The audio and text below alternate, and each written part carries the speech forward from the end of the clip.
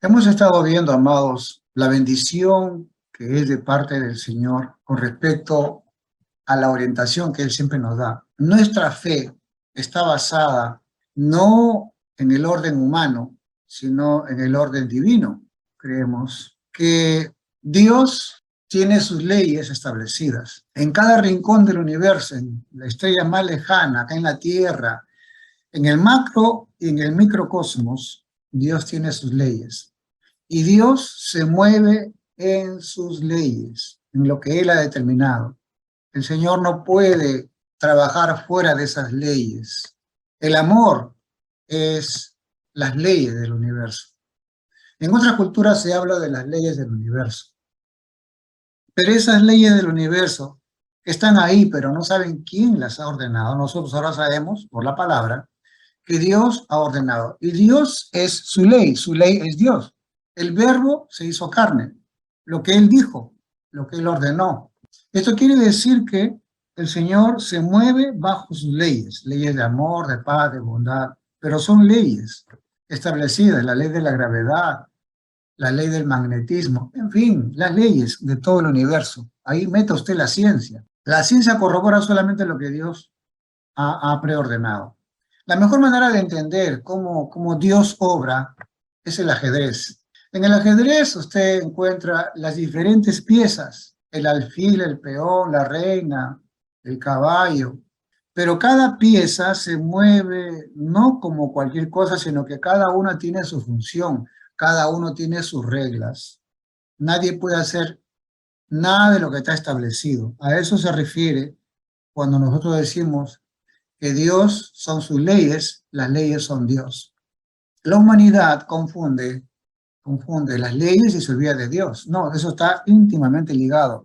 David decía, los cielos cuentan tu gloria. O sea, cuando tú ves a los cielos, ¿qué cosa ves? Ves el orden del universo, lo que le llaman cosmos. Cosmos significa el orden del universo, de las leyes del universo. O también el Zohar dice que Dios se esconde detrás del universo, detrás de sus leyes, ¿no? Bueno, sea como fuere, amados, eso es Dios. Pero, por ejemplo, cuando nosotros vemos que el hombre quebranta los mandamientos de Dios, entonces no, ahí no está Dios. La palabra de Dios es una historia del hombre, cómo falla con los principios de Dios. La Biblia está hecha es un espejo, es una película que vemos, oye, mira cómo Dios les ordenó esto, hicieron lo contrario. Por ejemplo, la Biblia dice, no tendrás dioses ajenos delante de mí, idolatría. Pero cuando Moisés baja de la presencia de Dios, ¿y qué se encuentra? Al pueblo con el becerro de oro, en una fiesta pagana de idolatría y de sexo. Y Moisés rompe las piedras de diamante. Ahí podemos ver cómo el hombre a las leyes de Dios le añade cosas. Vemos todas las religiones que se basan en las leyes de Dios, pero que le añaden cosas. Por eso el Señor Jesucristo le dijo a los religiosos, sobre todo a los fariseos, que ellos añaden cosas a lo que Dios ha establecido. Y ahí viene el problema, en las añadiduras, en las doctrinas de hombres, en lo que el apóstol Pedro decía, los rudimentos. Y ahí viene el problema. El problema es que añadimos a la ley de lo que está establecido. Entonces, en otras palabras, nosotros tenemos que leer la palabra de Dios. Tenemos que encontrar a Dios en su palabra, no en lo que el hombre ha hecho, malinformando, malinterpretando y haciendo mal lo que Dios le ha ordenado, sino detrás de todo ello tenemos que ver al Dios del orden, del amor, de la paz, de la bondad. Por eso es que se dice que en el reino de Dios no va a entrar ninguna cosa inmunda, desordenada. El famoso versículo Juan 3:16, porque de tal manera amó Dios al mundo que ha dado su Hijo unigénito para que todo aquel que en él crea no se pierda, mas tenga la vida eterna. Pero cuando vemos el análisis, porque de tal manera amó Dios al mundo, el mundo significa el orden de las cosas, las leyes de las cosas, las leyes que Dios ha puesto. Dios ama su ley, Dios ama su orden. Y en este universo, el desordenado es el hombre, por eso envía a Jesucristo para ordenarlo al hombre, para que viva de acuerdo a las leyes de su reino. Simple, sencillo, la presencia de Jesucristo, amados, no es otra cosa más que ordenarnos o reordenarnos, o sea, cambiarnos de rumbo, teshuvá, retornar a caminar con Dios. Y nuestro pensamiento no debe de ser como siempre, añadiendo o quitando cosas. No, hay que hacer las cosas como debe de ser. El hombre está incapacitado para hacer eso. El hombre solo no se puede manejar. Eso fue lo que quiso el hombre. El hombre quiso manejarse. Adán desobedeció diciendo, yo lo puedo manejar. Y no lo pudo hasta que viene el Señor Jesucristo y dice, yo les voy a enseñar a ordenarse, voy a caminar con ustedes. Por eso Jesús decía, sin mí nada podéis hacer. Y por eso es importante el estudio de la palabra, porque ahí vamos a leer. Yo siempre recomiendo, lea usted a Dios, lea lo que hace el Señor, no las burradas que cometemos los seres humanos, no los errores que cometen los judíos, que es igual que lo que cometemos nosotros, no hay ninguna diferencia entre los judíos y nosotros. Son seres humanos iguales, donde fallan. Toda religión humana falla, porque añade o quita la voluntad de Dios. Por eso Jesús decía, en el comienzo, en el principio, no fue así. Dice, tardos de entendimiento, dice el Señor. Y bueno, y concluye diciendo, Señor, perdónalos porque no saben lo que hacen. Bueno, esa es la conclusión. El hombre no sabe lo que hace. Por eso necesitamos a alguien que sepa hacer bien las cosas. ¿Y quién fue el que lo hizo? Jesucristo. El verbo hecho carne, Dios interviniendo. Sí, señores, profecías dijeron que Dios mismo iba a intervenir. ¿Quién fue el que lo hizo las cosas correctas? Fue el Señor Jesucristo. Digo, yo no hago lo que yo quiero, hago lo que mi Padre me ordena. Todo lo que yo veo al Padre, y eso lo hago. Ahí está. Eso es lo correcto. Ahora tenemos a Jesús para verlo a Él, caminar con Él, pensar con Él, sentir con Él, y de esa manera hacer las cosas de acuerdo a su voluntad. Podría parecer un poquito de que hacemos las cosas como si fuéramos esclavos, como que no tenemos derecho a pensar, como, no, Dios no es así. Dios nos ha sacado casualmente de esa mentalidad de esclavitud. No se olvide, el pueblo judío estaba esclavo en Egipto, y como esclavo tenías que hacer lo que tenías que hacer, no tenías iniciativa propia, no tenías independencia, etcétera, pero dentro de los márgenes del plan de Dios. Dios nos saca de la esclavitud del pecado de Faraón, pero ahora nos trae a caminar con Él, nos empieza a reeducar el Señor. Ahí tenemos el ejemplo en el hijo pródigo, así se le llama, pero de pródigo, hijo desobediente, que se va y adquiere una mentalidad pagana, peor todavía. Y luego dice, no, en la casa de mi padre, el jornalero más humilde tiene mucho que comer, así que él regresa y dice, seré el último de los jornaleros. ¿Pero por qué dice el último? Porque tiene que regresar a reeducarse. Por eso que el papá lo llama, lo abraza, trae a los siervos para que lo bañen, lo limpien, le pongan las vestiduras. Eso se llama cuarentena. Tienen que reeducarlo porque viene manchadito de la calle. La presencia del Señor Jesucristo con nosotros es nada más y nada menos que reeducarnos para entrar en su presencia, para vivir de acuerdo a sus leyes, de acuerdo a sus normas, de acuerdo a su sentir, de acuerdo al reino de los cielos, el paraíso, el Olanjab, el seno de Abraham, llámele como quiera, pero en el reino de los cielos, en esa Jerusalén celestial que hace 2000 años ya vino, y ahora estamos gozando de esa libertad que tenemos con el Señor, libertad en el sentido de que no vamos a ser esclavos de nada ni de nadie, ni tampoco vamos a ser autómatas y no vamos a pensar, no, en Jesucristo, no, el Señor nos da libertad para poder desarrollar una inmensidad de acciones, talentos y dones y virtudes y ministerios, y de esa manera poder trabajar en el reino de los cielos. Es otro cambio de trabajo, otro cambio de oficio. Os haré pescadores de hombres. Y en esta nueva versión de trabajo estamos exactamente como Adán en el original, poniendo el nombre a las cosas, haciendo nuevos mundos, haciendo nueva vida, nueva manera de pensar, de sentir, colaborando para que todos tengan una nueva forma de vivir, porque los que están en Cristo son nuevas criaturas, las cosas viejas pasaron, todas son hechas nuevas. Ahora, novedad de acuerdo al reino de los cielos, de acuerdo a sus leyes. Concluimos entonces que Dios está en sus leyes, Dios está en sus principios, Dios está en sus fórmulas, y eso es amor.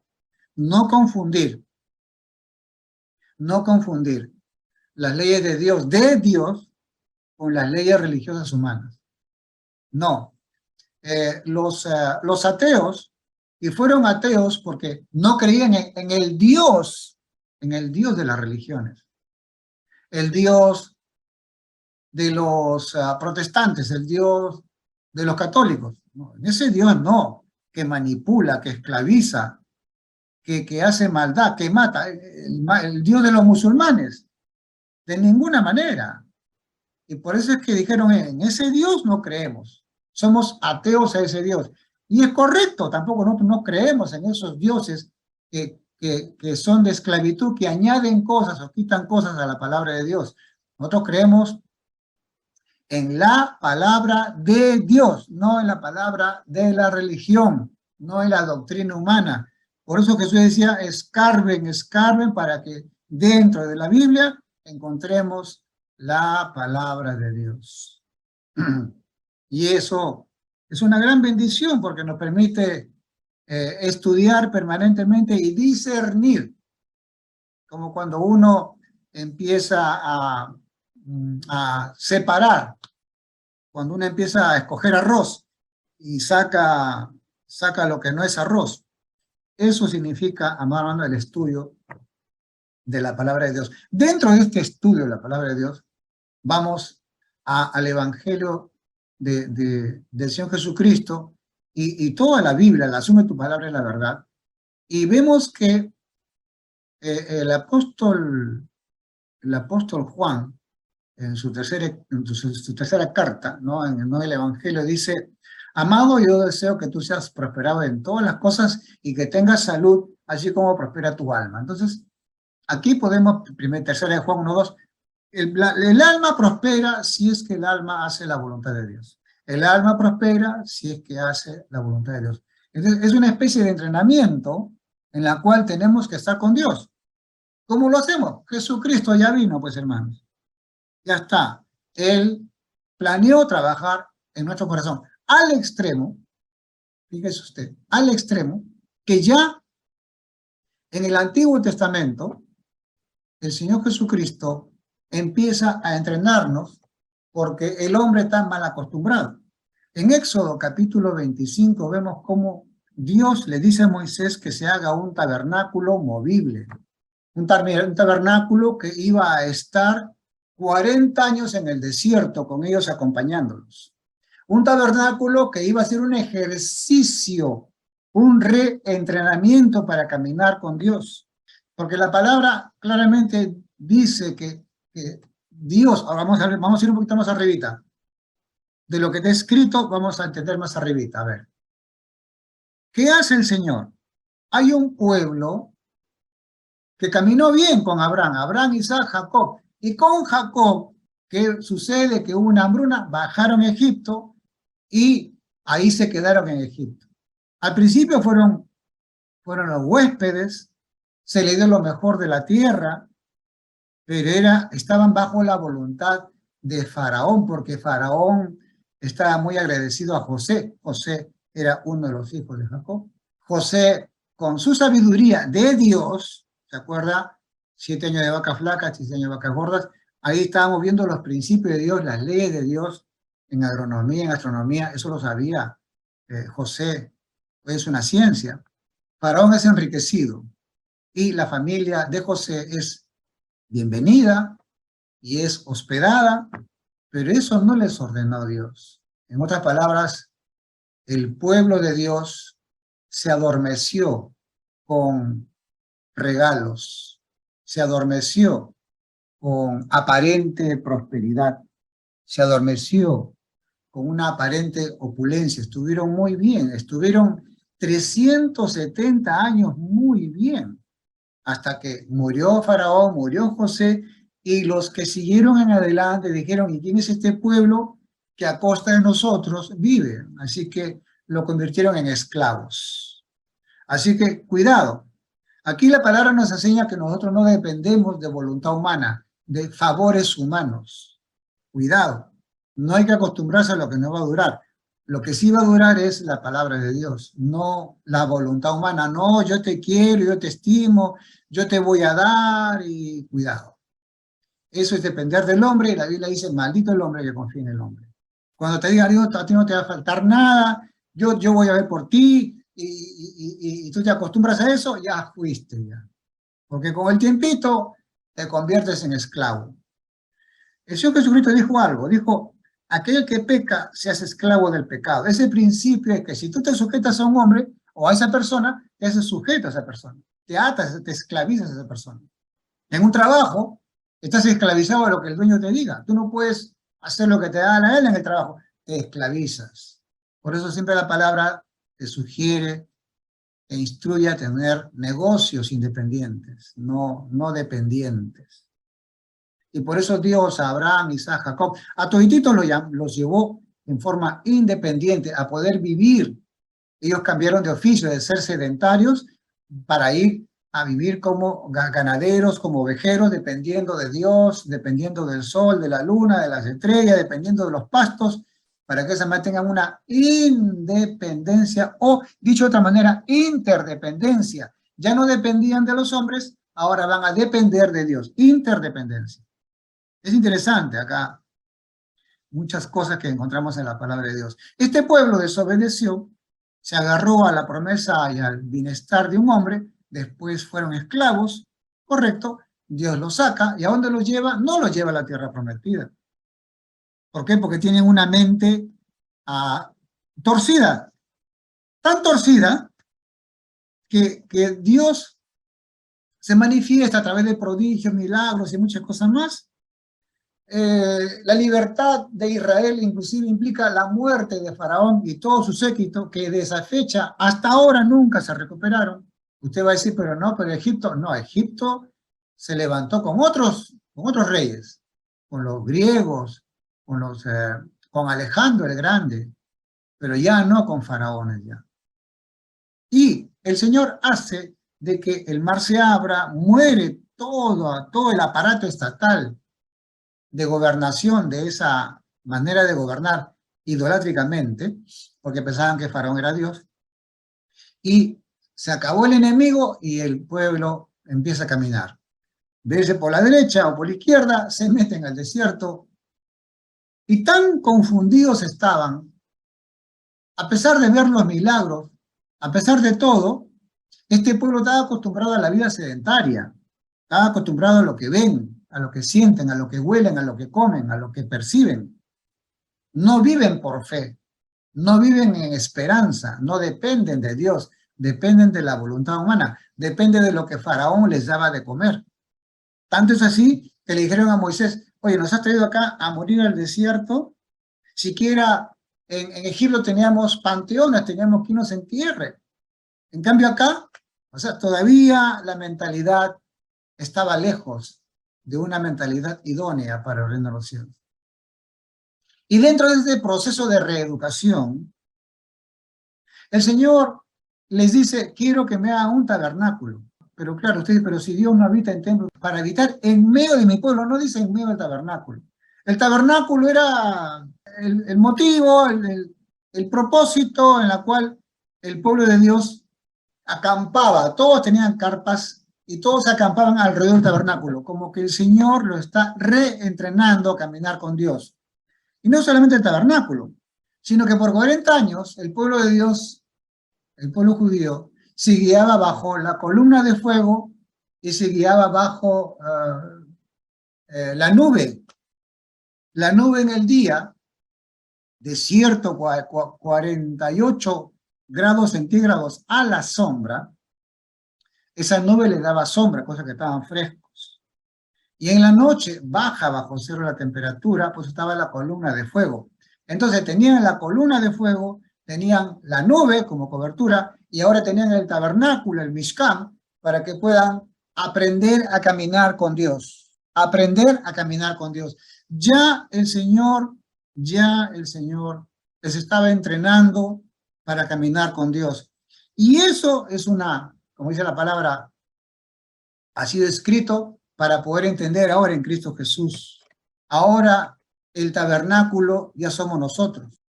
somos piedras vivas que juntas formamos los muros, y que juntas los muros está el edificio o el cuerpo de Cristo, que es lo mismo, son metáforas, pero el principio es el mismo, en la cual usted forma parte del cuerpo de Cristo, usted es el templo, Dios lo puso a usted como templo del Espíritu Santo, fíjese usted. En otras palabras, amado hermano, es lo mismo.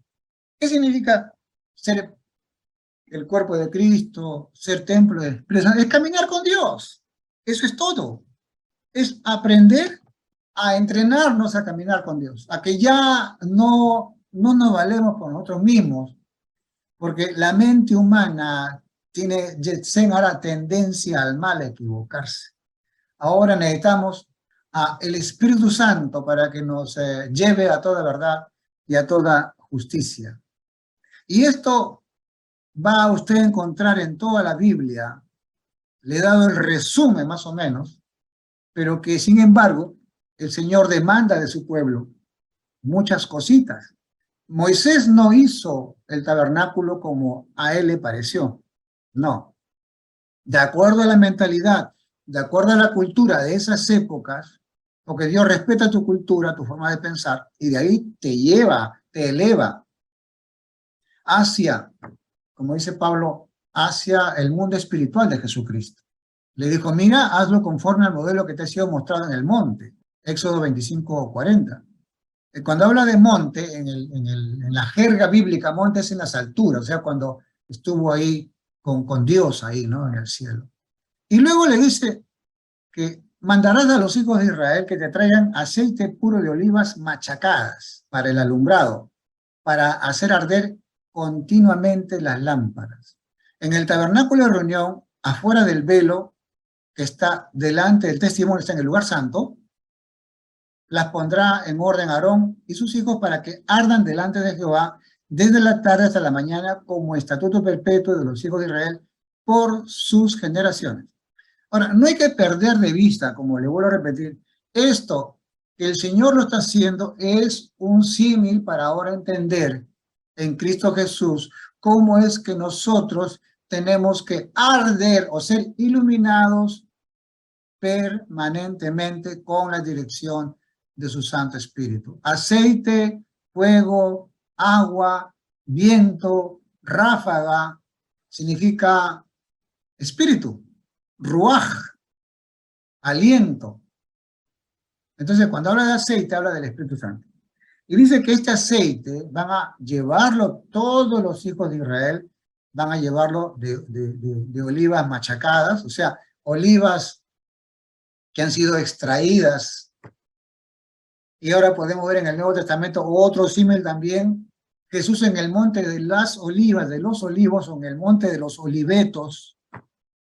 Ahí el Señor, entre me entrego o no me entrego, me entrego o no me entrego, ahí lloraba, sangre, y dijo, no, que no se haga mi voluntad sino la tuya, Señor, ya adentro, ya, métame preso y máteme, ya está. Eso le costó al Señor ser el ejemplo de la oliva machacada, que extrae el aceite, o sea, el espíritu obedece, la carne no, pero esa oliva machacada, ese ser humano machacado que sale el néctar de la oliva significa la obediencia. Por eso es que usted y yo estamos en ese siempre conflicto de ser machacados por Dios, aplastados por Dios, llámele usted, en la cual ahí hay dos cosas, obedezco o desobedezco, ¿no? Si obedezco, oliva machacada. Y si desobedezco, bueno, viene la consecuencia. Por eso que el apóstol Pedro dice que la madurez espiritual es para aquellos que por el uso tienen ejercitados, machacados si quieren dígales, sus sentidos en el discernimiento del bien o del mal. Todo momento estamos ahí nosotros permanentemente siendo presionados en nuestros sentidos, oído, ver, palpar, todos nuestros sentidos para obedecer a Dios. Eso significa en forma, llámale usted, poética, en forma de ejemplo, las olivas machacadas, porque se requiere en el templo de Dios este aceite para que arde el Espíritu Santo continuamente, eternamente. El Hijo de Dios, amado hermano, es parte del ministerio, parte del templo. Y bueno, pues los que son parte del templo tienen que iluminar con obediencia permanente, ¿no? Y así vamos a ver muchas cosas más. Y dice, y habitaré entre los hijos de Israel y seré su Dios. Éxodo 29:45. Es un poquito contradictorio, pero entonces, ¿para qué quieres un Mishkan? ¿Para qué quieres un tabernáculo? Si tú vas a habitar en pueblo, en pueblo, en pueblo. Ese es el truquito, esa es la forma como el pueblo en su ignorancia tenía que estar ahí con un tabernáculo, porque todas las religiones tenían eso, pero ahí era la manera como el Señor, de una manera, a los niños les enseñaba como cucharita, así les daba de comer, así fue como se reeducó el pueblo de Dios. Éxodo 29:46 dice lo mismo, y conocerán que yo soy Jehová su Dios, que los saqué de la tierra de Egipto, para habitar en medio de ellos, yo Jehová tu Dios. Ahora, póngase usted a pensar, nos sacó de la esclavitud, nos sacó, el esclavo no estudia, el esclavo no va a la universidad, el esclavo es ignorante, hace solamente lo que el gamonal, el hacendado, el rey, es su voluntad nada más. Un pueblo 400 años ignorante, hay que reeducarlo de cero. Ahora sepa usted que en Cristo Jesús eso es lo que Él está haciendo, reeducándonos desde cero. Y dice acá, con respecto a los elementos que se van a hacer en el tabernáculo, Dios le dice a su pueblo, en Éxodo 30:13, esto dará todo aquel que sea contado, o sea, todo de 20 años para arriba. Medio ciclo conforme al ciclo del santuario. El ciclo es de 20 geras, la mitad de un ciclo será la ofrenda de Jehová. Ni el rico aumentará, ni el pobre disminuirá del medio ciclo, cuando diere la ofrenda voluntaria a Jehová para hacer expiación por vuestras personas. Ahora usted dirá, pero ¿cómo es posible que Dios le pida medio ciclo?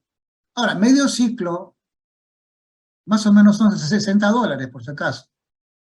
Acá sería 6 por 4, 20, son más o menos como 230 o 240 soles.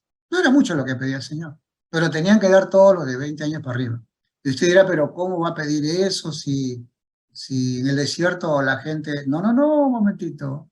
Antes de que se salgan de Egipto, Dios ordenó a las mujeres y les dijo, y yo daré a este pueblo gracia en los ojos de los egipcios, para que cuando salgan no vayan con las manos vacías, sino que cada mujer pedirá a su vecina o pedirá a su inquilina alhajas de plata, alhajas de oro y vestidos, los cuales pondréis sobre vuestros hijos y vuestras hijas, y de esa manera van a despojar a Egipto de todo lo que Egipto les robó. Éxodo 3:21 y 22. O sea que el pueblo de Israel, amado hermano, sale pero rico, sale cargado de oro. O sea, a sus hijos les pone el oro, pero como somos hamburrientos, a las mulas, a los caballos los llenaron de alforjas de oro. Pidieron porque fue tanta la mortandad que murió todo primogénito de toda la familia, desde Faraón en adelante, que dijeron los egipcios, lárguense de acá salados, váyanse, si quieren, vayan, tomen oro y váyanse. Y bueno, y es así como el Señor no te pide más ni menos, te pide lo justo que puedes dar, pero tienes que darlo alegremente. Tienes que darlo voluntariamente. Dios lo pidió, ahí está. Y la Biblia dice, pues, que en otra oportunidad, con Esdras y Nehemías, cuando estaban restaurando los muros de la ciudad y el templo, también dice que dieron más de lo que Dios pedía, ¿no? Tuvieron que decir, basta, basta, ya no den más, tenemos suficiente ya. Esto nos dice mucho para los ministerios, ¿no? Pero dentro de todo esto, amado hermano, la Biblia dice con respecto a tu ofrenda a Dios, que Dios no te va a poner pruebas más allá de lo que tú puedas aguantar. Ahí está el medio ciclo de oro, medio ciclo de plata. Dios nunca te va a poner pruebas de lo que no puedes soportar. Así que por lo tanto acá tenemos una tremenda enseñanza. Si tú lo lees de una manera fría, es aburrida la palabra de Dios en el Antiguo Testamento, pero si lo combinas con el Nuevo Testamento, es una manera maravillosa de entender cómo es que el Señor trata con justicia, con justo juicio. Repetimos, no confundir el Dios religioso o el Dios de los religiosos o el Dios de las doctrinas humanas que imponen cargas, que hablan más, que piden más de lo que la palabra dice o sacan cosas de lo que la palabra dice, sino que nosotros tenemos que descubrir al Dios de la Biblia, al Dios de la justicia, del amor, de la paz, de la bondad, de la benignidad. Nos han inclusive contado una historia falsa de Dios, porque Dios es amor. Por eso es que cuando le dijeron a Jesús, oye, pero queremos conocer a Dios, queremos conocer al Padre, a Abba. Y Jesús dijo, bueno, el que me ve a mí, ve al Padre, ¿no? ¿Y qué es lo que vemos en Jesucristo? El carácter de Dios, la justicia de Dios, la conducta de Dios. Y por eso fácilmente podemos ver en el ministerio de Jesucristo, en su forma de decir, de hacer las cosas, cómo es nuestro Dios de amoroso. Repetimos, Dios se muestra a través de sus leyes. Y dentro de sus leyes, ahí está. El reino de los cielos se muestra a través de sus leyes. Ahora, ¿cuáles leyes son? Entonces, la mejor manera de interpretar una ley es los frutos del Espíritu Santo. Amor, gozo, paz, bondad, benignidad, paciencia, mansedumbre, templanza y millones de cualidades más de parte de Dios, amados hermanos. Así que esto que nos enseñe, que nos hable, para descubrir a Dios en medio de la Biblia, ¿no? Sacar voluntad humana, sacar interpretación humana, sacar a veces hasta algunos escritos mal interpretados y encontrar en el fondo el asunto. En otras palabras, aprender directamente del Señor. Yo recomiendo siempre, quédese con la última palabra que es Jesucristo. Quédese con el Señor Jesucristo. Puede usted investigar muchas cosas más, pero ahí entra al filtro de Jesús. A ver, Señor, esto haces así, a ver, ¿tú qué dices? Y ya está, y llega usted a la verdad, y conoceré la verdad, y la verdad os hará libres. Dios le bendiga, Dios le guarde, Dios le prospere, y que seamos siempre bendición para muchas personas más.